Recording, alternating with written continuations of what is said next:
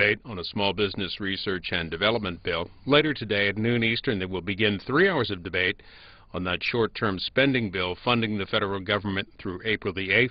Look for a vote around 3 p.m. Eastern. Now live Senate coverage here on C-SPAN 2.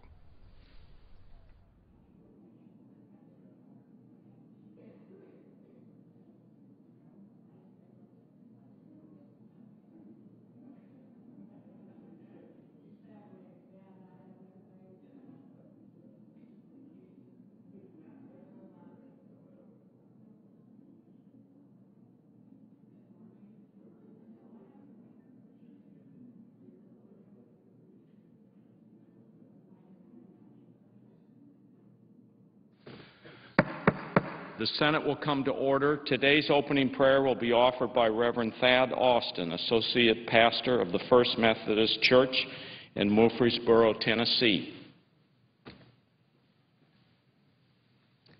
Let us pray. O Lord, in whom we find life, bind our nation to you.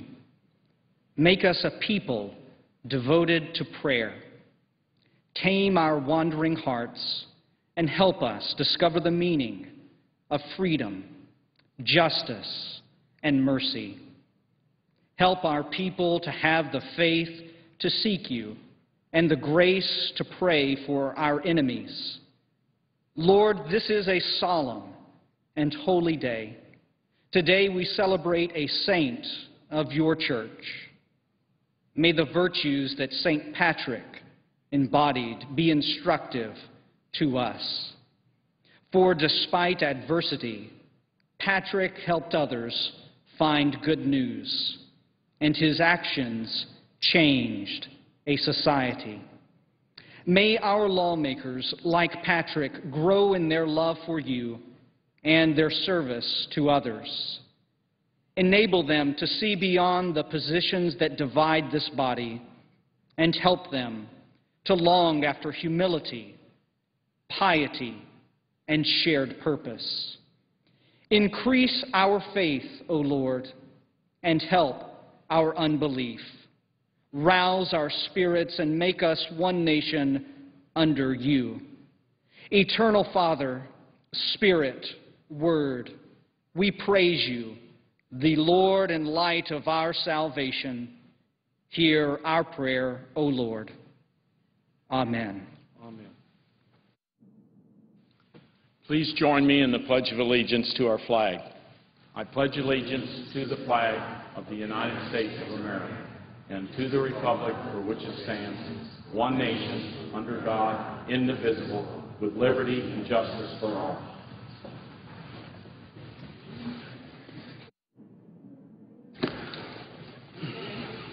The clerk will read a communication to the Senate.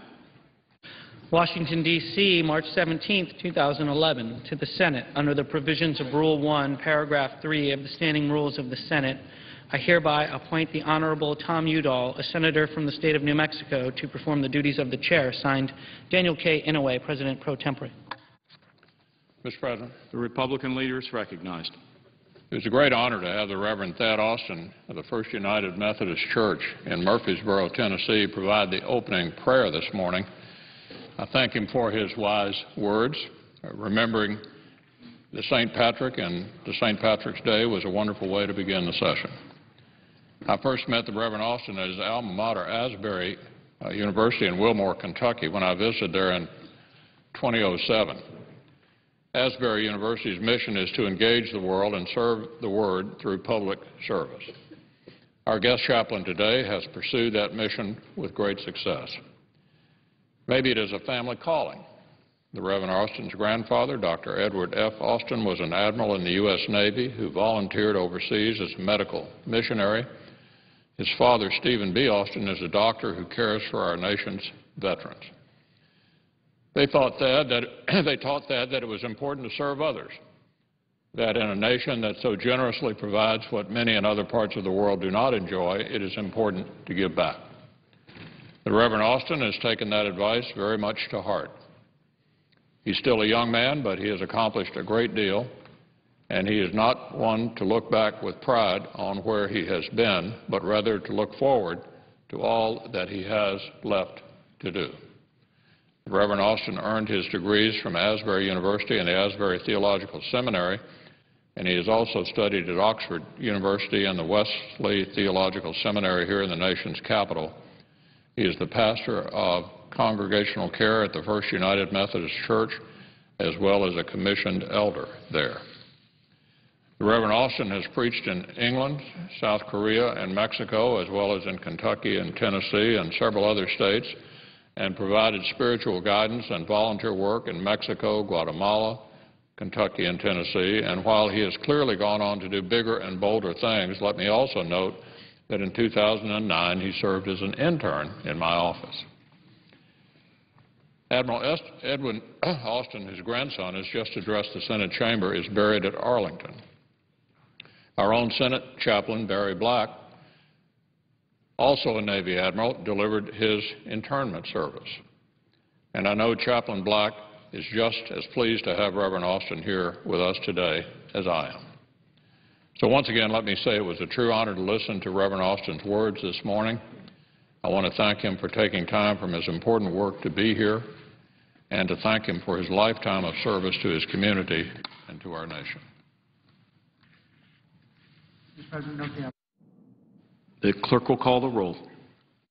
Mr. Akaka.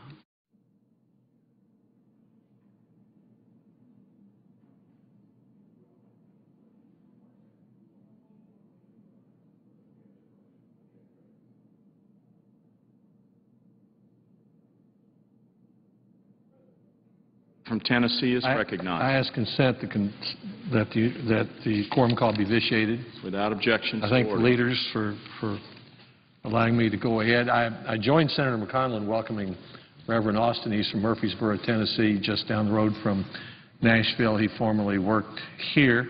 As Senator McConnell said, we're delighted he has this privilege today to pray at the beginning of the Senate, something that has happened since the beginning of the Senate, since the very first days of the United States Senate. So thank you for taking your time to be here, and welcome. Mr. President, could you let me know when I've consumed 8 minutes? Chair will do so. Thank you. Mr. President, this is St. Patrick's Day, as Reverend Austin mentioned. We celebrate that. We're coming up on another important anniversary, and that is the anniversary of the enactment of the health care law, which the majority regards as an historic achievement and most Republicans regard as an historic mistake.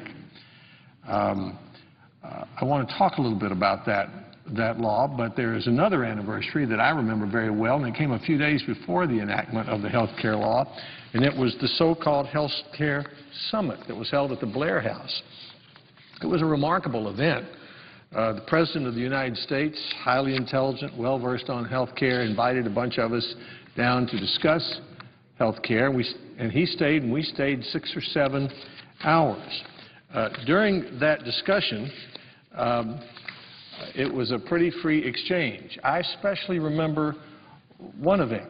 I'd been asked by Senator McConnell and Representative Boehner to represent Republicans in presenting our side of it, and actually the President's invitation gave us a platform we usually don't have. He has a better platform than we do most of the time. So we made our argument that we would prefer an approach on health care that instead of expanding a health care delivery system that we all know costs too much, that we should instead go step by step to reduce the cost of health care so more people can afford to buy insurance. That was the basic discussion we were having.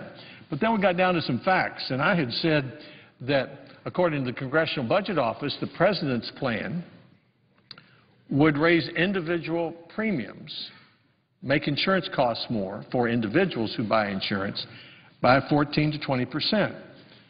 The President said, after I had finished, "So, Lamar, when you mentioned earlier that you said premiums go up, that's just not the case, according to the Congressional Budget Office." I said, "Mr. President, if you're going to contradict me, I ought to have a chance to respond. The Congressional Budget Office says the premiums will rise in the individual market as a result of the Senate bill." The President said, "No, no, no, no. Let me," and this is an example of where we need to get our facts straight. I said, "Mr. President, that's my point," and it went on from there. I had to make a decision at that moment. I see the leaders may have. I had to make a decision at that moment whether I should continue to have a public disagreement with the President, and I decided that while I thought I was right, just as he thought he was right, that it would be more appropriate for me not to do that in public, to let other senators and congressmen have their say. And so I exchanged a letter with the President that day, and then I came to the floor of the Senate later that day to make my argument why I believed premiums would go up. And, Mr. President, I would like to ask consent to include in the record the transcript of my exchange with the President and that of Senator Kyl and a couple of members of Congress. The letter that I sent Without objection. The letter that I sent to the President that day, or really handed to him, making my point rather than publicly argue with him. And finally, the remarks that I made on the floor of the Senate later that day. Now, we talk a lot about the law of unintended consequences in dealing with legislation. In this case, I believe the health care law is a situation where we had a lot of predictable consequences. Republicans were saying, for example, premiums are going to rise. And in fact, they have. We were saying specifically that individual premiums will rise.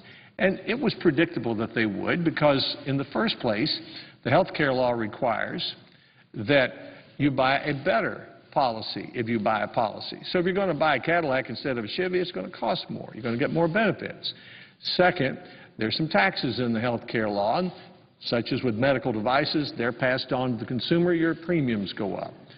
Third, a lot of the people who moved into Medicaid are going into a system of government health care where the doctors aren't properly reimbursed. So many of these doctors shift some of their costs over to the people who buy insurance. That's called cost shifting.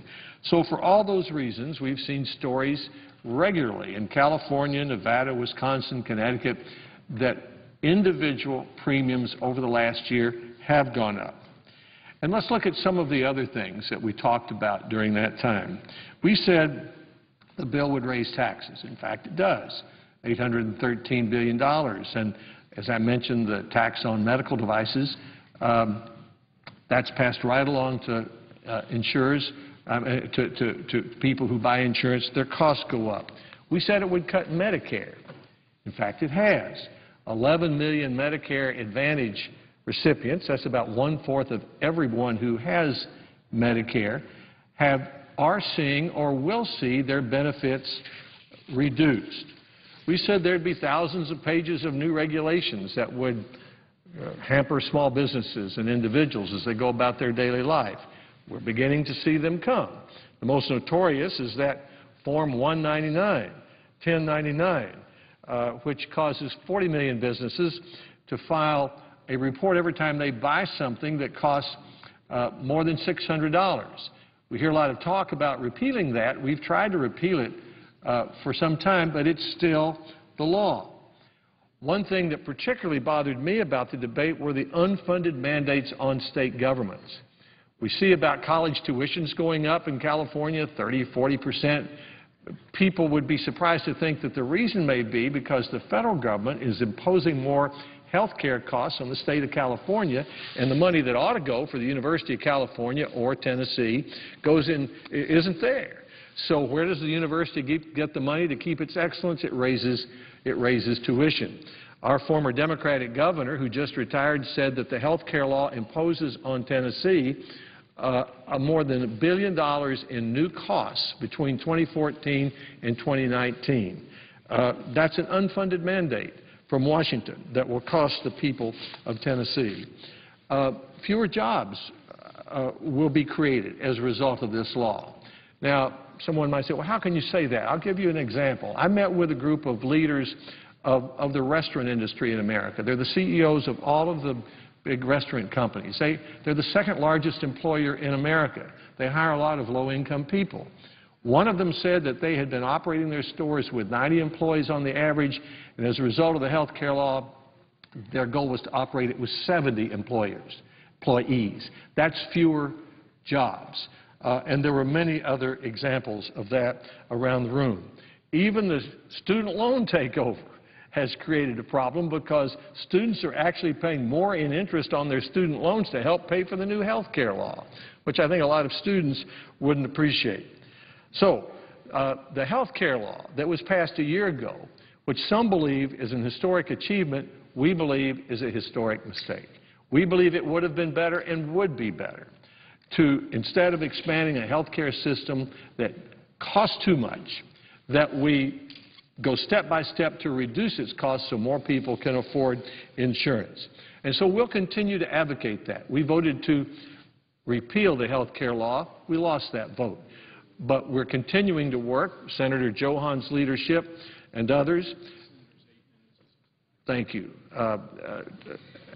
Senator Johan's leadership and others will work to repeal the 1099 provision. Senator Hatch and others are working to give governors more flexibility in the Medicaid program. And we'll continue to advocate solutions like allowing people to buy insurance across state lines. So next Wednesday is an important anniversary. Some believe it's an historic achievement. We believe it's a historic mistake and that there's a better solution to health care costs. I thank the President. I thank the leader for his courtesy and giving me a chance to go ahead. I yield the floor. Mr. President. Majority Leader is recognized. When I was a little boy growing up, we used to have chickens, and every morning the roosters we had, they would make the most noise, unbelievable noise they would make. You know, maybe those roosters thought that when they crowed, the sun would come up.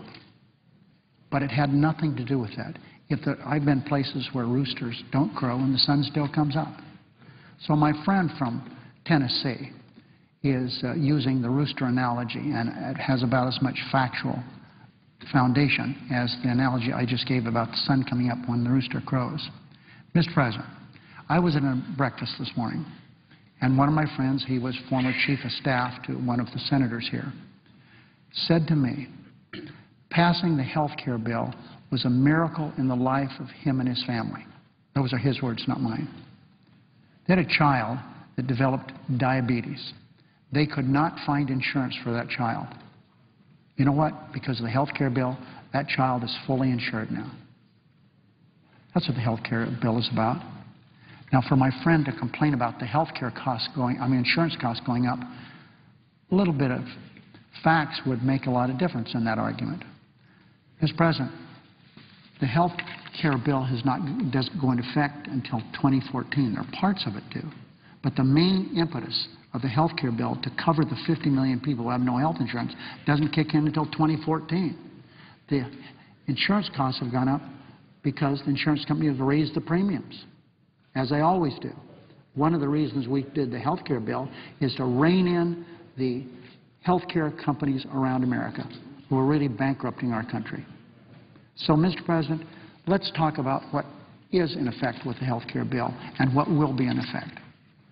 I didn't come here to debate the health care bill, but when something is so without foundation of fact, I have to respond.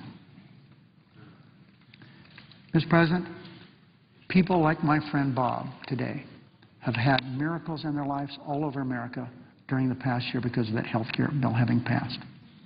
Because a child under 18 who has a pre-existing illness cannot be denied insurance. And not only does it apply to children, every state in the union has set up programs for people who have long-term disabilities who now they can't be denied insurance. Not everybody gets that. You have to be uninsured for 6 months and certain requirements.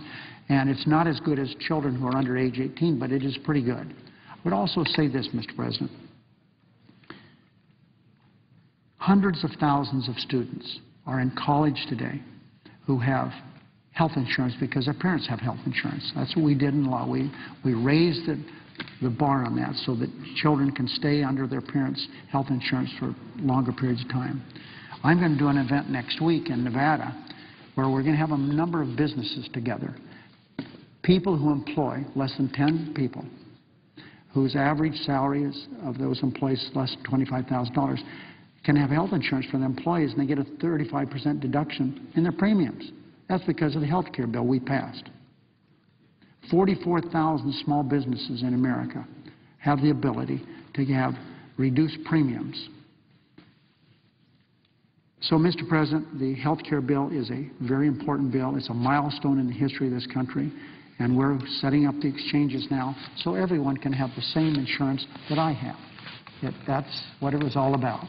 That of the millions of federal employees have not perfect insurance, but good insurance, like I have.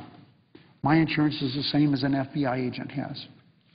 And what our goal is to make sure that everyone in America has the opportunity to have insurance similar to us. Now, Mr. President, the presiding officer may have a different health care plan than I have, because every year we're part of an exchange that we're going to set up for the 50 million people who have no health insurance. But every year we get quotes from insurance companies, and we can buy different insurance. We can buy a Cadillac policy or maybe a Ford policy. But we have a range of insurance that we can buy, and that's what we're trying, and we have allowed America to have, and that those exchanges are being set up in Nevada and other places all around the country. And for people to talk about Obamacare and let's get rid of it, get rid of it for what, Mr. President? Do we want my friend's child to go back where they can't get insurance from these insurance companies whose interest is one thing, money, how much money they can make? And so we've had to rein in those costs. Mr. President, we keep talking about the cost of the health care bill. The Congressional Budget Office said it will reduce the debt of this country by $1.3 trillion. That is some number I made up. It's a nonpartisan Congressional Budget Office. So, Mr. President, I am convinced that my friend was right. In his family's life, there was a miracle during this past year because they had the ability to get insurance for their sick child. Mr. President, following any leader remarks, there will be a period of morning business until 10:30 this morning. The senators permitted to speak for up to 10 minutes each. The Republicans will control the first half, and the majority will control the final half. At 10:30, the Senate will resume consideration of S-493, which is Small Business Jobs Bill. Mr. President, with that piece of legislation, we are working through amendments. Virtually every one of the amendments are not germane to the bill, but that's okay. We're in the Senate, and that's how things work here. We've had scores of amendments have been filed. I'm not going to file cloture on this bill today. We'll work our way through these amendments. Maybe we can get a finite list of amendments when we come back. But I hope that we don't have to file cloture on this bill. As I said, this is an extremely important bill. Senator Lander was on a nationwide TV program today, and one of the commentators, who, by the way, is a Republican, former member of Congress, said, why would the Republicans, I'm paraphrasing what went on that program, why would the Republicans want to hold up a jobs bill? And that's what this is. This is a jobs bill. The small business matter that is now before the Senate is a jobs bill, just like we did with the patent bill, just like we did with the FAA bill. It's a jobs bill. We should move on. We should have the amendments focused on how to improve a jobs bill and not do all this other extraneous stuff that virtually, without exception, has nothing to do with this bill. So, Mr. President, at 12 noon, the Senate will proceed to consideration of H.A. Res. 48, the 3-week continuing resolution. There will be up to 3 hours of debate on that matter prior to a vote on passage of the joint resolution. Following the CR, there will be 2 minutes for debate prior to vote on confirmation of count number 11, the nomination of Amy Berman Jackson of the District of Columbia, be a U.S. District Judge for the District of Columbia. We are going to have a briefing this afternoon for senators at 2 o'clock dealing with the situation in the Middle East. That will be a classified briefing. Mr. President, I would ask consent that the time used by my friend, who is my friend, I have the greatest respect for Senator Alexander, he's a true gentleman, that the time that he used in his speech this morning will be deducted from the majority's time on morning business this morning. They have the first run at that morning business. Is there objection? Without objection, so ordered. A Republicans' time, yes, Mr. President. Thanks a lot. Without objection. Mr. President, The Republican leader is recognized. next week does indeed mark the one-year anniversary since the Democratic health care bill was signed into law. We all recall the debate quite well. It was the most partisan of debates. The only bipartisan moment was in the House when there was bipartisan opposition to the new health care bill.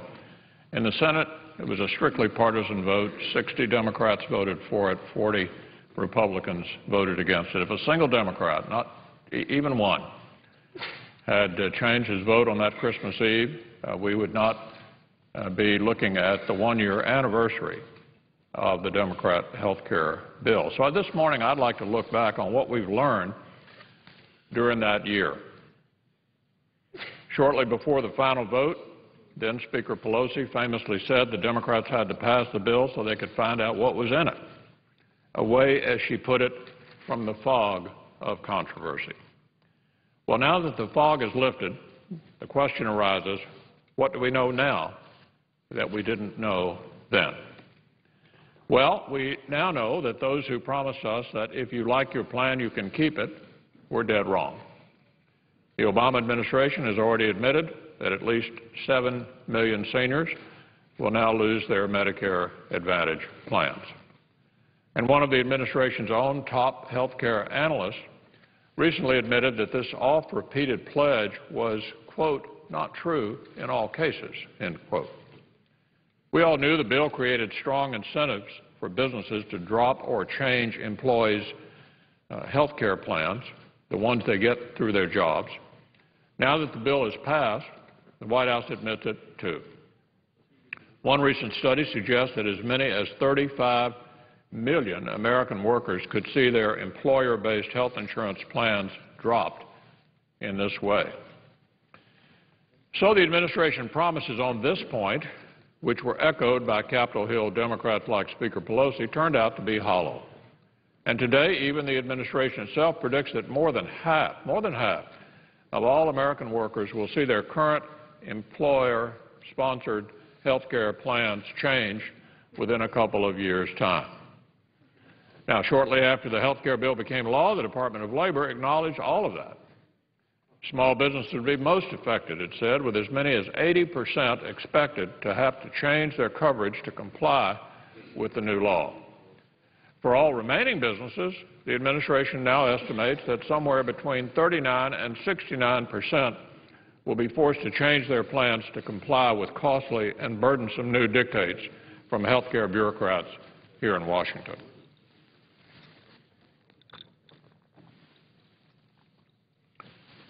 What happened to the reassuring predictions that everybody's plans would stay the same?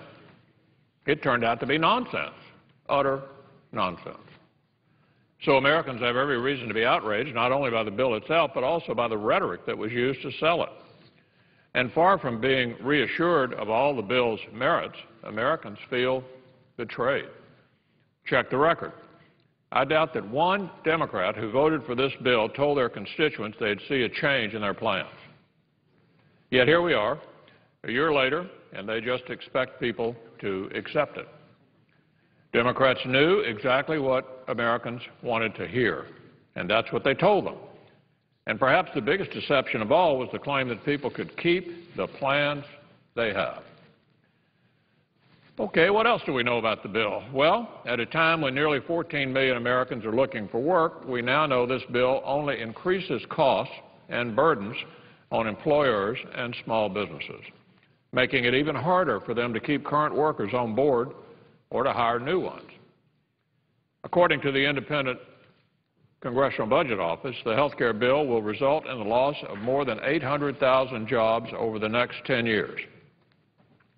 What's more, 200 economists and experts, including 2 former CBO directors, have said that the law's expensive mandates and penalties create major barriers to stronger job growth. Another chief selling point of the bill was the promise it would lower costs. Yet now we hear estimates from one of the administration's top actuaries that it will increase costs by $311 billion. And the CBO now estimates it will increase federal health care spending by nearly $500 billion over the next decade. What about the cost to individuals and families? Well, according to the same independent analysts at the CBO, once fully implemented, The bill is expected to cause premiums on family policies to increase an average of $2,100 a year. $311 billion more cost to the government, $2,100 a year more cost. Meanwhile, other new rules are making it difficult for families to secure child-only plans. The fact that families in 19 states no longer have access to these once common plans is just one of the harmful unintended consequences Americans are stuck with now that the, quote, fog of controversy, end quote, has lifted. Taken all together, these broken promises illustrate why so many Americans continue to support a full repeal, which the new Republican-led House has passed, followed by common-sense reforms that will actually lower costs, improve care, and protect jobs. The fog of controversy may have lifted, but contrary to the confident predictions of some, the contents of the health care bill are even worse than anyone expected. A year later, it looks even worse than it did then, and that is really saying something. Mr. President, I yield the floor.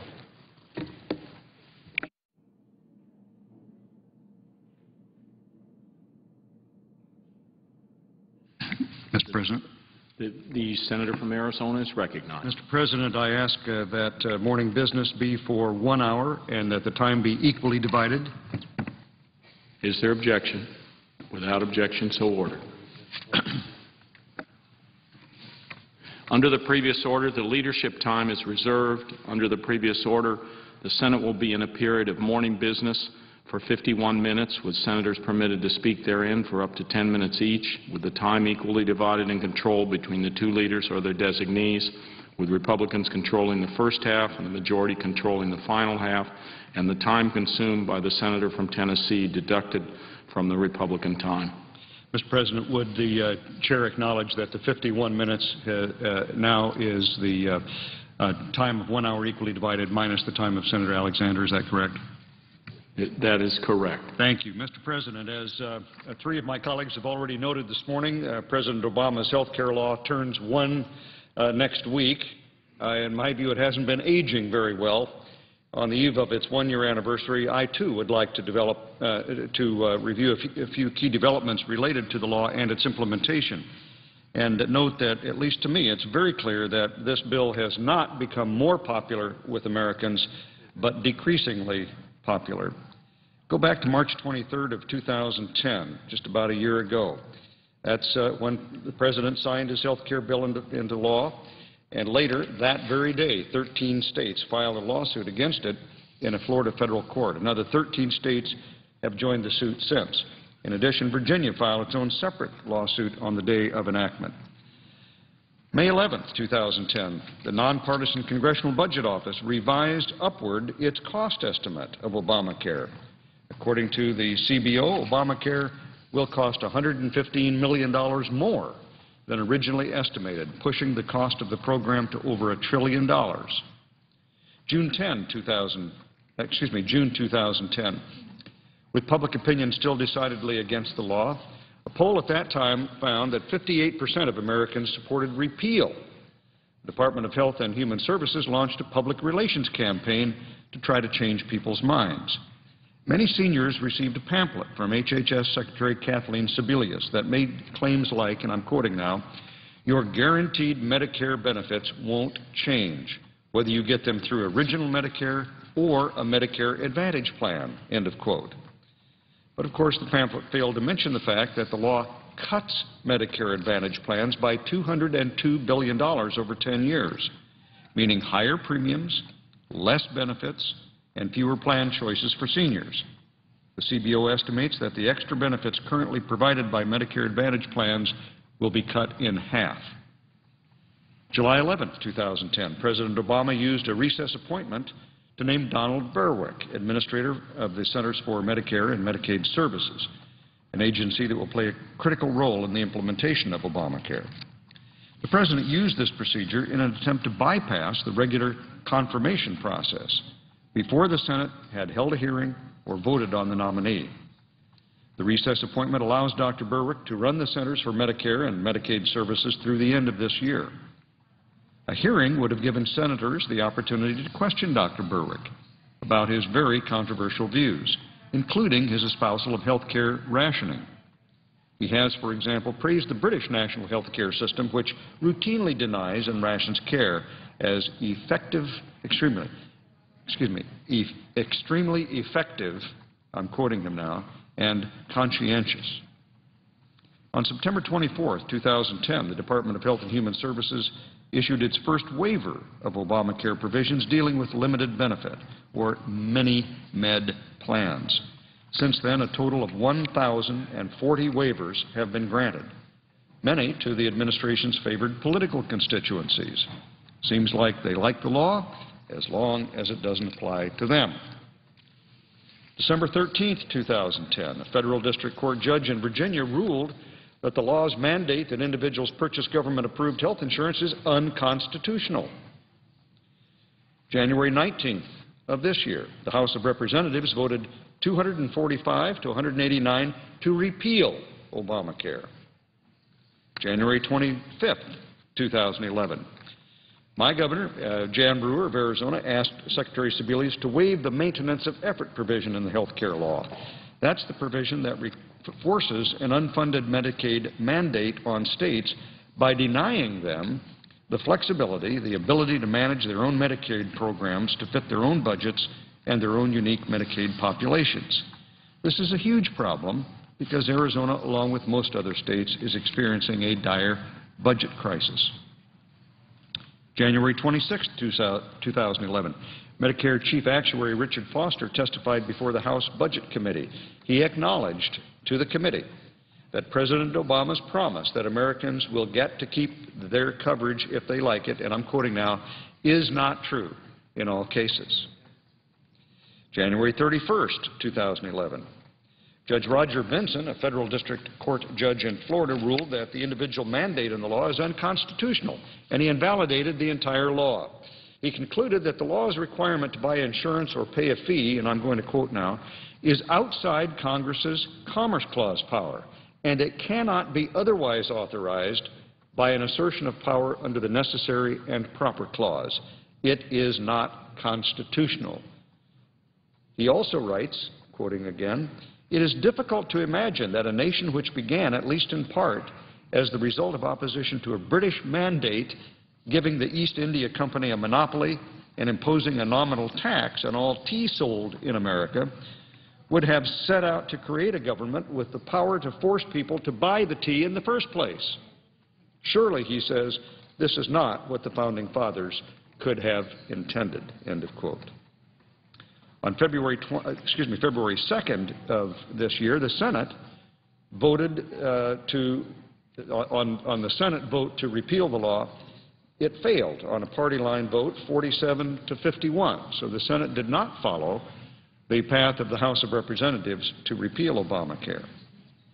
On February 14th, Valentine's Day, the IRS submitted to Congress its fiscal year 2012 budget request. The health care bill is mentioned by IRS more than 250 times. The agency, that is to say IRS, will have to hire thousands of new workers to implement the many new tax provisions. As the request noted, the health care law, and I'm quoting now, presents a major challenge for the IRS. It represents the largest set of tax law changes in 20 years, with more than 40 provisions to amend the tax laws, end of quote. Mr. President, just to remind my colleagues and our constituents throughout this country that the health care law has more than 40 provisions, the largest set of tax law changes in 20 years. February 22nd of this year, a Clinton-appointed federal judge ruled that Obamacare is constitutional because the Constitution somehow permits the federal government to regulate what the court called mental activity. So much for keeping your thoughts to yourself.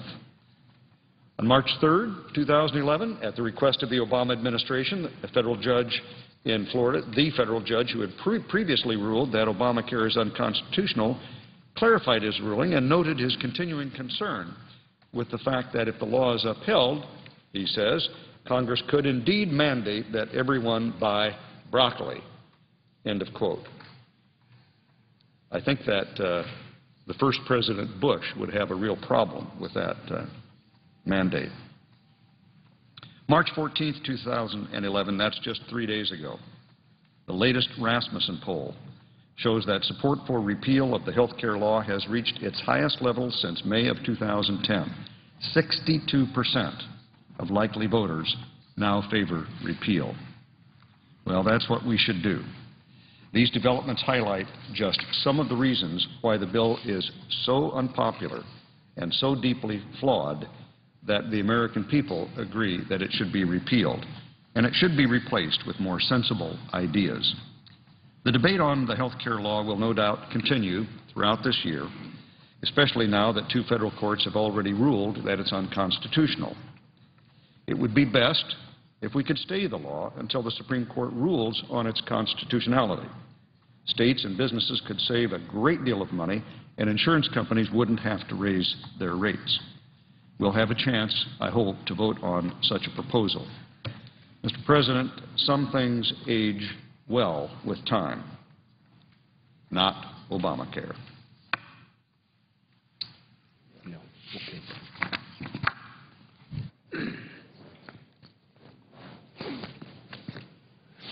Mr. President. Senator from South Dakota is recognized. Mr. President, I rise today, too, to speak to the issue of the health care reform bill, which is, my colleague from Arizona has pointed out, is now on its one-year anniversary. And I think it's good to put into perspective the issues that most Americans care the most about. As I travel my state of South Dakota and elsewhere in this country, hear repeatedly from most Americans that the thing that they think that we ought to be focused on right now in Washington, D.C. is the economy, job creation, spending, and debt. They believe that those are the issues that are most important, and I think the public opinion polls reflect that. If you look at any public opinion poll today, generally they are in that order. It'll be jobs, the economy, spending, and debt. And so I think that as I look at what this health care bill has done, if you use the metric of jobs and the economy and spending and debt and look at it on the one-year anniversary, I think you would have to say that this has been a major failure in terms of speaking to or addressing the issues that most of the American people care the most about. On the issue of jobs and the economy, there were lots of statements said or made about this when it was passed, that it was going to create lots of jobs. The former Speaker of the House, Nancy Pelosi, said in its life the health care bill will create 4 million jobs, 400,000 jobs almost immediately. Well, you have the CBO director, Congressional Budget Office director, recently testified that the new law will reduce unemployment over the next decade by 800,000 jobs. And so you've got a piece of legislation that is going to, according to the CBO, cost us jobs in the economy. Couple that with the fact that it will raise taxes, and raise taxes dramatically on the economy by $500 billion in the first 10 years, $1 trillion when it's fully implemented. And you see that as businesses pass those costs on to the people in this country who buy things, consumers, obviously it leads to higher costs for a lot of these things, which leads to higher health care costs, because most of those taxes were imposed upon health insurance companies, on pharmaceutical companies, on medical device manufacturers, many of those costs being passed on. But you'd have to argue very, very hard, Mr. President, to suggest that any kind of a tax increase is going to create more jobs. In fact, historically, I think it's very clear that any time you raise taxes, it actually costs the economy jobs. And so you have the CBO director talking about the loss of jobs. You have the fact that you have some massive tax increases in this legislation that will cost us jobs. And you also drive up the cost of doing business in this country because you are increasing the cost of health care for a lot of small businesses who are trying to provide coverage to their employees. And what we've seen consistently is an argument from the other side that this was going to drive down the cost of health care, and yet again the facts tell an entirely different story. There was a statement made by the President, reform will lower the cost of health care for our families, our businesses, and our government. But again, the chief actuary at the Center for Medicare and Medicaid Services estimates that the law will increase national health care costs by $311 billion in the first 10 years alone. That's over and above normal inflation, $311 billion increase. CBO, the Congressional Budget Office, estimates that the new law will increase health care spending by the federal government by $464 billion over the next decade. And CBO estimates that when it's fully implemented, the law will increase insurance premiums on a family policy by an average of $2,100 per year.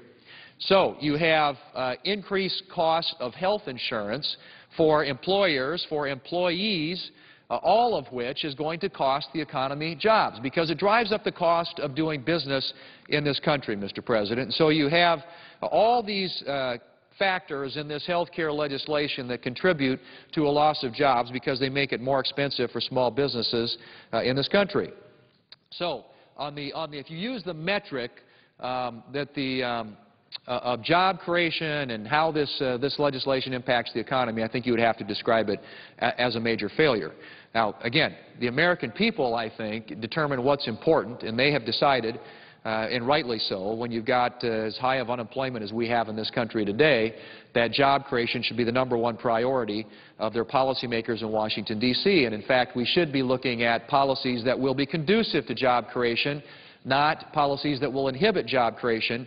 And the massive health care expansion that passed last year will have exactly the opposite effect that we should be striving for when it comes to jobs. We ought to be looking for policies that create jobs, and this actually will cost the economy jobs. And so you have the metric of job creation. If you measure the health care bill against that a year later, I think you'd have to say it was a complete failure.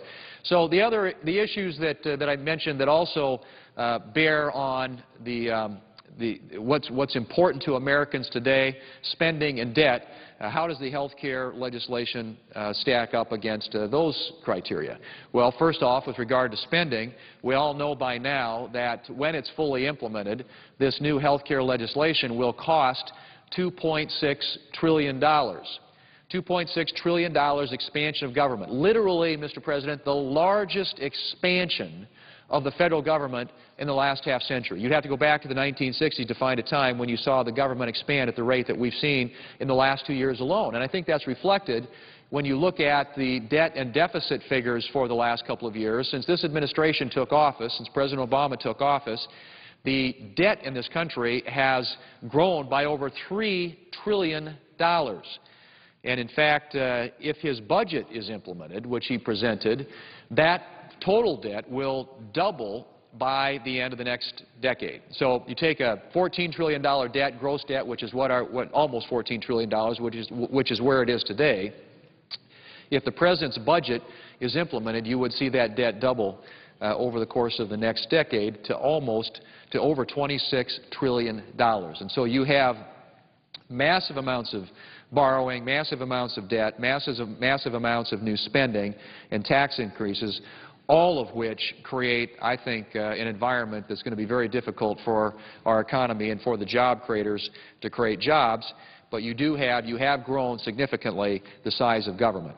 Now, how about the issue of, as I said earlier, of debt? Well, you know, we talk a lot about the $14 trillion gross debt that we have today, and we have a lot of research out there that suggests that when you're carrying that kind of a debt load, if you sustain it over any amount of time, that it's going to cost you a significant amount of economic growth. In fact, there's a good body of research out there that suggests when you have a gross debt to GDP ratio of 90% or higher, which is where we are in America today, that it costs you about a percentage point of economic growth every year. We know from what the President's own economic advisor, former economic advisor, Christina Romer, said, that any time you lose a percentage point of economic growth, it costs you about 1 million jobs. So if we're losing, because of this high level of debt, a percentage point of economic growth every year, we're losing 1 million jobs every year as a result of that as well. And so how does the whole health care debate bear on this issue of debt in the long term? Well, I think it's important to point out again that many of the things that were put into this bill that were designed to be used as offsets to pay for the bill end up in the out years adding massively to the deficit. And I'll use a good example of that, the CLASS Act, which was a new long-term care entitlement program that was put into this bill, which at the time it was being debated was actually described by the chairman of the Budget Committee, the Democrat chairman, as a Ponzi scheme of the highest order, something that Bernie Madoff would be proud of. That's how the CLASS Act was described, and it was used, that particular act in its creation was used as a $70 billion offset to pay for the new massive health care entitlement program. Well, what's going to happen, and we're finding out now more and more about this, is that that particular program, although it generates some revenue in the early years, runs huge deficits when you get into the out years because of the way the program is structured, because of adverse selection, because of the way that the program was designed in the first place. You start adding massively to the deficits in the out years. And Secretary Sebelius, the Department of Health and Human Services, admitted to me in a question at the Senate Finance Committee recently that the CLASS program is totally, I quote, totally unsustainable, end quote. And during yesterday's Finance Committee hearing, I asked the question about whether or not there was actuarial modeling done prior to the law's passage so that Democrats and Health and Human Services would have known how bad this program is, and she would not respond to or answer that question. So I've asked Senator Conrad, the chairman of the Senate Budget Committee, for a hearing to really look at these actuarial models that Health and Human Services has developed to analyze the CLASS Act. Why has she come to the conclusion now that it is totally unsustainable when many of us knew that in advance? And in fact, that's what CBO, the Congressional Budget Office, was saying in advance. And so you've created these new entitlement programs that are going to lead massively to higher deficits and more debt well into the future, the CLASS Act being one example of that.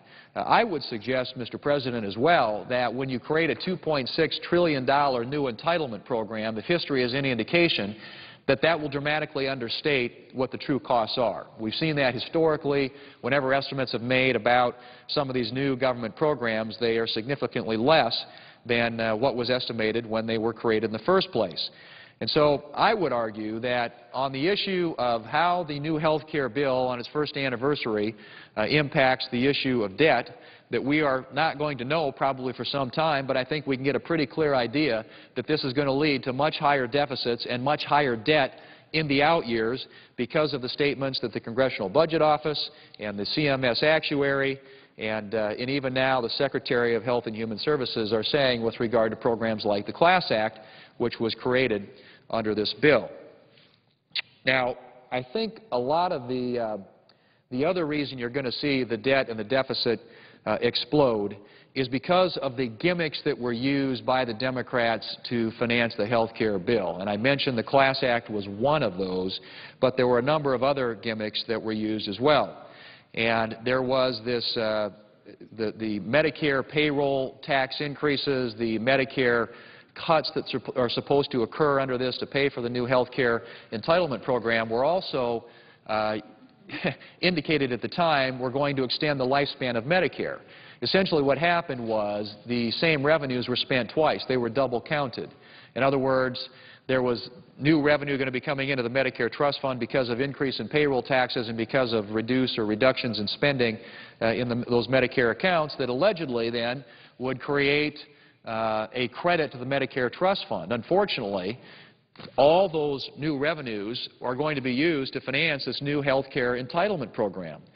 And so somewhere down the road, when the time comes to pay the bills of Medicare, you're going to have to borrow money to do that because the way that these gimmicks were used and the way that double counting was used, not only to credit the Medicare Trust Fund, but also to use as an offset for the new health care entitlement program. So, Mr. President, I would argue, and if you look at the actual numbers, it's somewhere on the order of about $400 billion that was double counted in the Medicare Trust Fund, and about $30 billion, I believe, was a number in the Social Security Trust Fund. But these gimmicks are all going to come the chickens are going to come home to roost at some point in the future, and it's going to lead to significantly larger deficits and a much higher debt than what we are looking at today and than what was contemplated when this legislation was passed in the first place. So I think you have to say, Mr. President, whether it's the gimmicks that were used, whether it's these new entitlement programs like the Class Act, whether it's the actual cost, even estimated cost of $2.6 trillion in new expansion of government, whether it's the loss of jobs associated with the higher taxes, the higher health care premiums in this legislation, that if you're going to evaluate it based upon the issues that are most important to the American people, and that's the economy, jobs, spending, and debt, on the first anniversary of this health care reform legislation, this has been already a huge failure by any objective measurement. And my guess is that before this is all said and done, that we're going to continue to see more and more of our employers having to drop their coverage, perhaps pay the penalty rather than continue to provide coverage for their employees and just push them into the government program. And I think you're going to see more and more government control, more and more of influence and intervention of the federal government, more and more cost to taxpayers, and higher health care costs for small businesses and for families and for individuals in this country. And so on the first year anniversary of this legislation, Mr. President, I think the best thing that Congress could do would be to repeal it and to start over with common sense health care reforms that will actually reduce the cost of health care in this country, that will be fiscally responsible, that won't break the bank, and that will help get us on a path where we can create jobs and get the economy growing again rather than inhibiting that. Mr. President, with that, I yield the floor.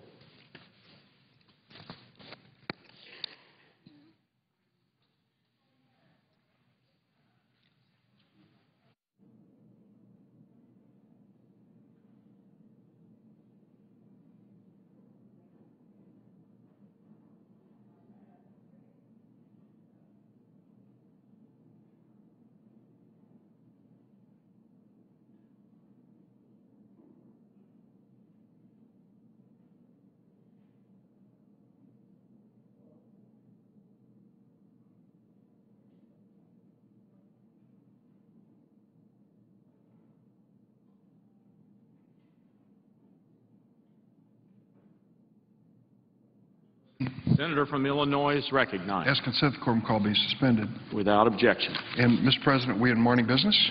That's correct. And the Democrat side is now recognized? That is correct. How much time is remaining? 25 minutes, 47 seconds. Thank you very much. Mr. President, I usually don't get up in the morning and race to read the editorial page of the Wall Street Journal. It's just not part of my normal routine. I don't agree with them on most of the positions that they have taken, and I have found many times that the statements they make are sometimes grossly inaccurate. This morning was no exception. They printed an editorial on the issue of interchange fees on debit cards and had some critical things to say, which is their right and my responsibility as an elected official to absorb. I know the folks on Wall Street and their friends in the press are not happy with the interchange reform which Congress passed last year. They are certainly entitled to their opinion, but they are not entitled to their own alternative reality. When I read this Wall Street Journal editorial this morning, I felt like I had entered into some fact-free twilight zone. Swipe fee reform is an important issue, so that the people who are following this debate understand what we're talking about.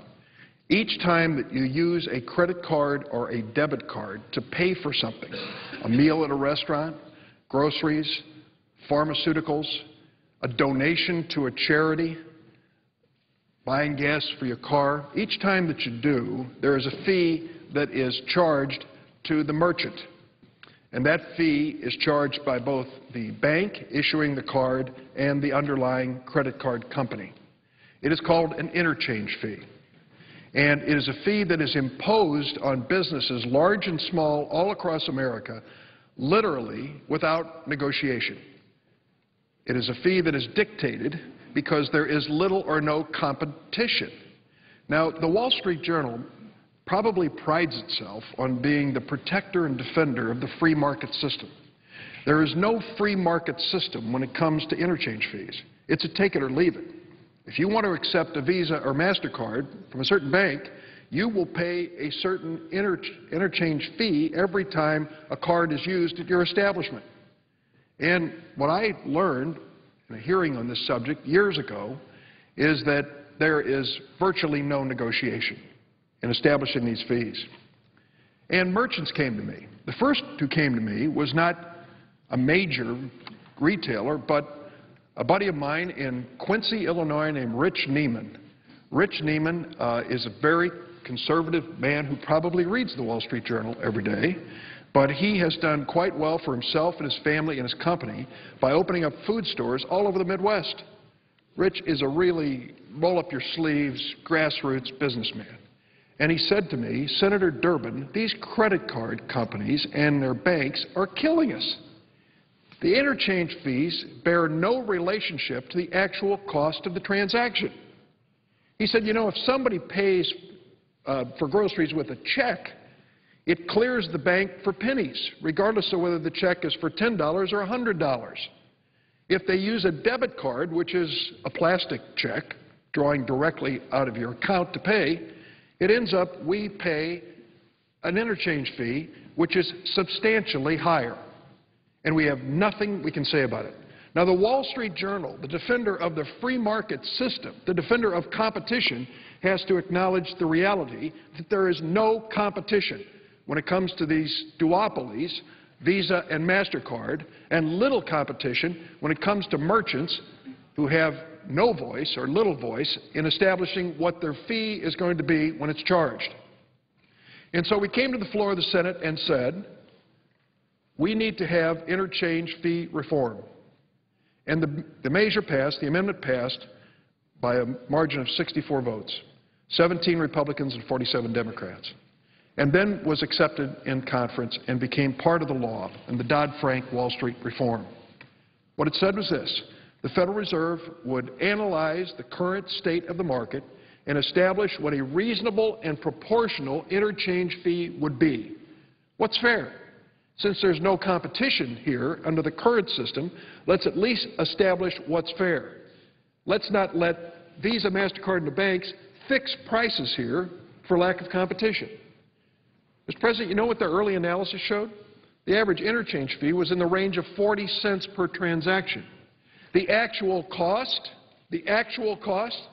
closer to 10 cents, maybe even less.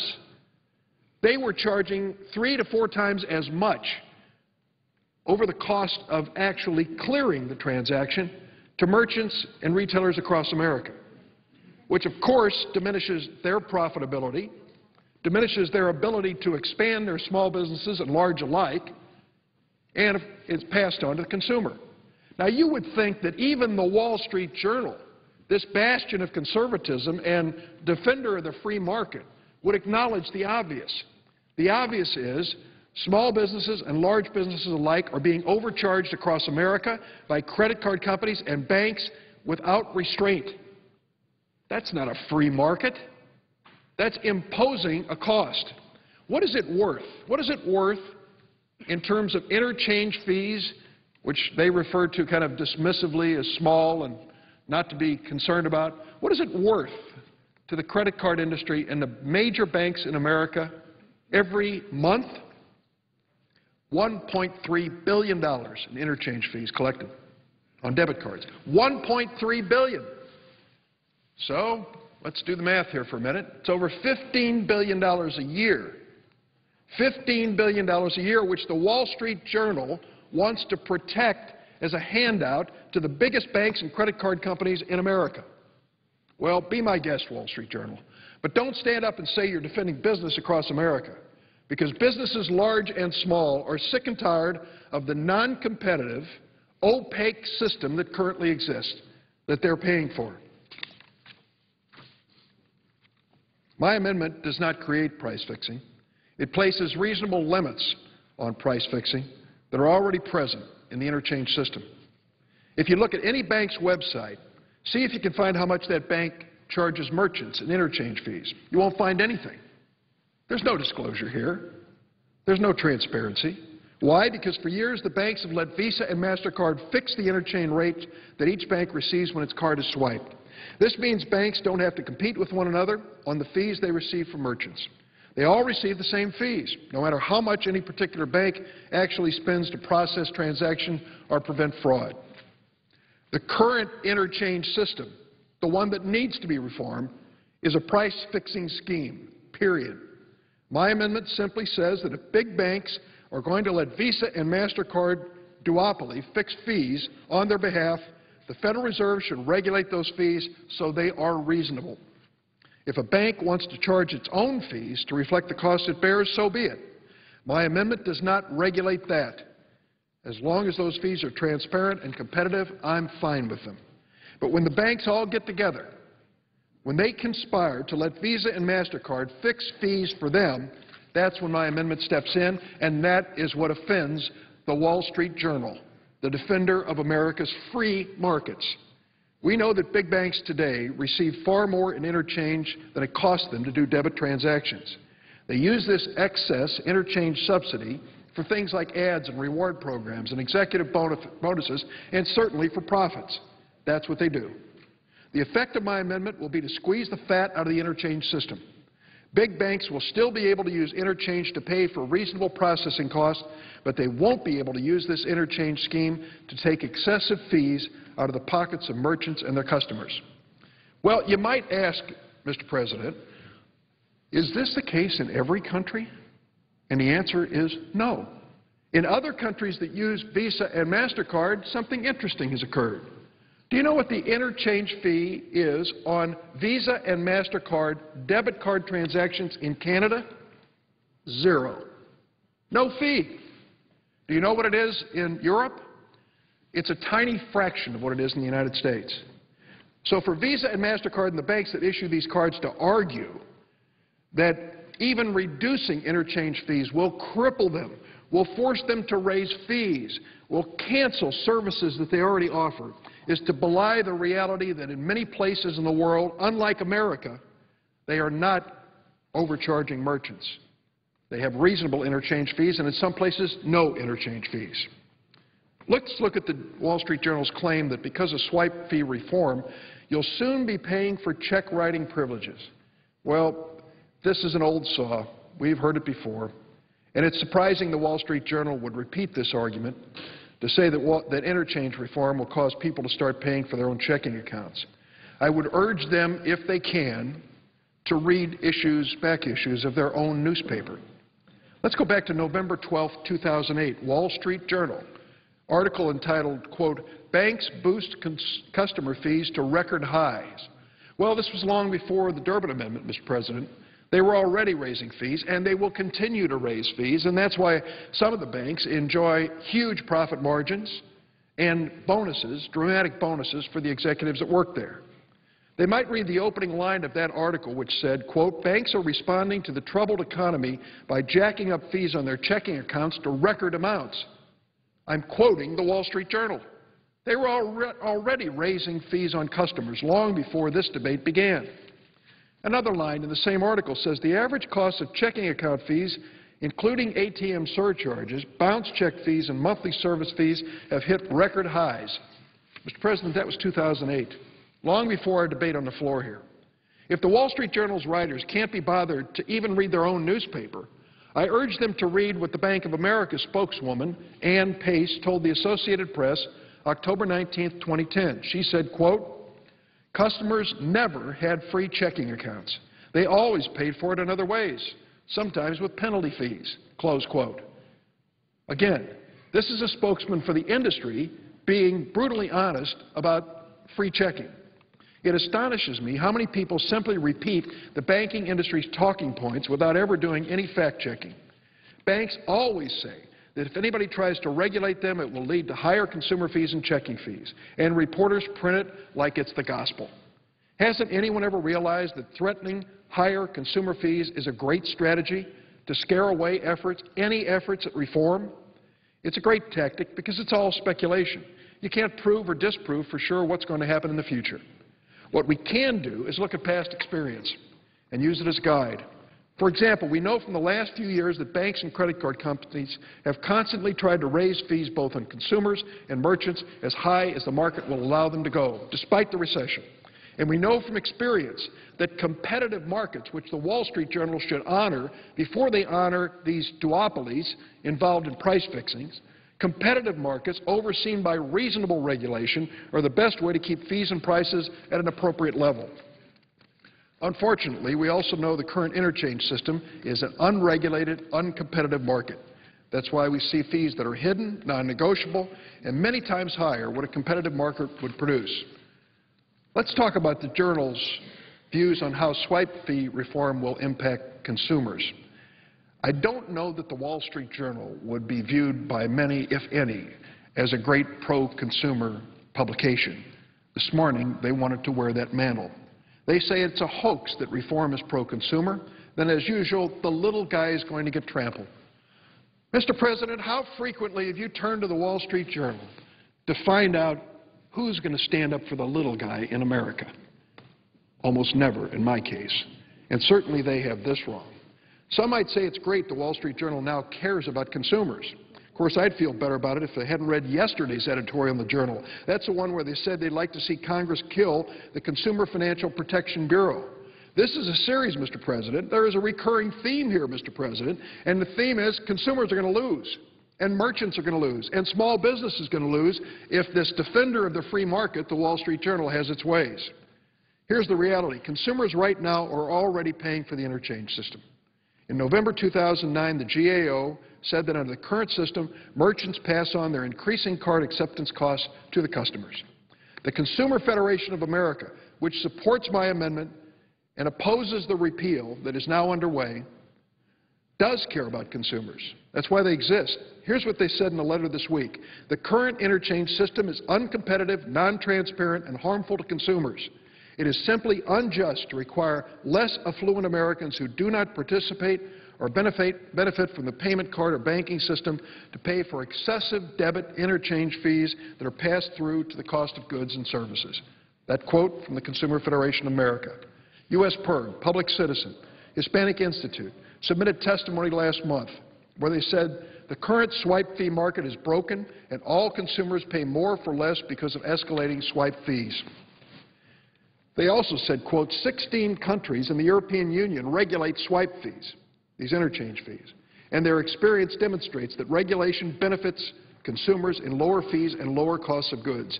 Make no mistake, Mr. President, what's at stake here with the effort to repeal or delay the implementation of this reform on behalf of businesses, large and small across America, what's at stake here, Mr. President, is a handout to the largest banks in America and the credit card companies of more than $15 billion a year.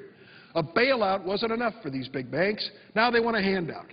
And the Wall Street Journal is standing by the sidelines applauding that notion.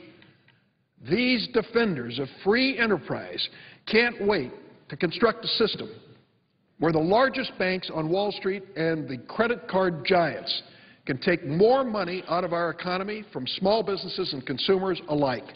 That's their idea of free enterprise. It's not mine. The Wall Street Journal accuses me of pushing for swipe reform as a, quote, sop to Walmart, Home Depot, and other giant retailers. Well, make no mistake. Every merchant, every business accepting debit cards is going to be affected by this reform, large and small. But the facts tell us a different story, too. Everyone who accepts debit cards will benefit from swipe fee reform. Not just big merchants, but small businesses, universities, health care providers, charities, government agencies, as well as many others, convenience stores, the list goes on. I ordered a study 2 years ago and held a hearing last year in my Appropriations Subcommittee on how much the federal government pays in interchange fees with our taxpayers' dollars. The total was $116 million a year. Those who are supporting the repeal or delay of this reform are imposing additional debt on a government already deep in debt. And where will those debts be incurred? For the biggest banks on Wall Street and the biggest credit card companies by and large. I tried to reform the government interchange rate on my appropriations bill last year, but couldn't get it through. I'll be back. I've been at this interchange reform effort for a number of years now. I got into it because of a hearing held by then Republican Senator Arlen Specter. Before that hearing, I didn't even understand this issue. After it, I decided something had to be done. I wouldn't be doing this if it were just for the big box companies. I wouldn't be fighting so hard for reform if it wasn't good for small businesses and certainly good for the consumers and the American economy. I hope the Wall Street Journal is aware that card companies like Visa charge higher interchange fees to small businesses than to big businesses.